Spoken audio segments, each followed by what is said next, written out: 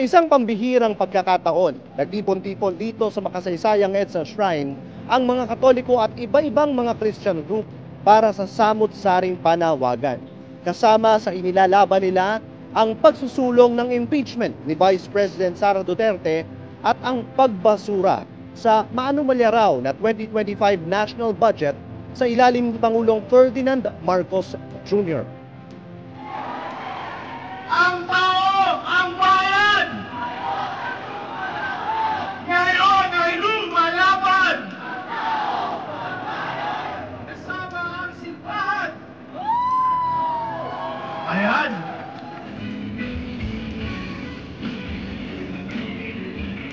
Nakausap natin ang ilang religious personalities sa rally na ito.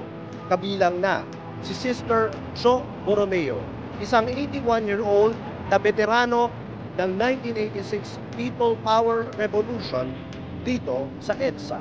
So Sister, bakit kayo nandito ngayon? Well, more than ever, there is a call really for good governance. No?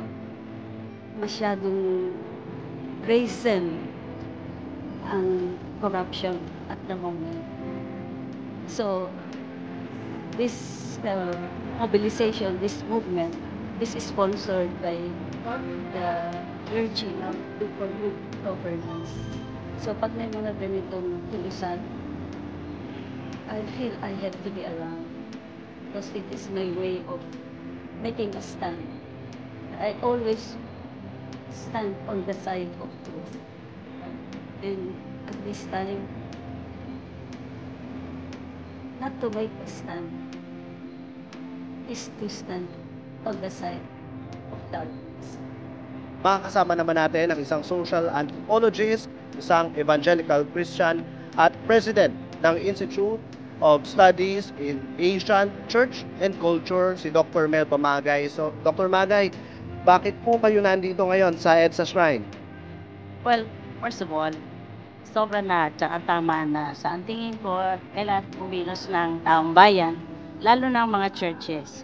Kasi kung meron mang countervailing na institution na kayang lumaban, no? At tapatan ang gobyerno, mga churches yun eh. Kami po ngayon ay patuloy na dumadalangin, tumitindig upang tutulan ang lahat ng ito. Mananagot ang dapat managot. Dalawa yung bishop namin kanina dyan sa center stage kanina, nagsalita. And sa akin, malaking bagay yun eh, dahil ang mga evangelicals, yung mga National Council of Churches ng mga tao, UCCP, palagi silang nandyan. Pero yung evangelical na Protestants, very allergic yan sa politics. So mabuti naman na ang simbahan for the first time, at least yung mga evangelicals, ay willing na mag-alsa.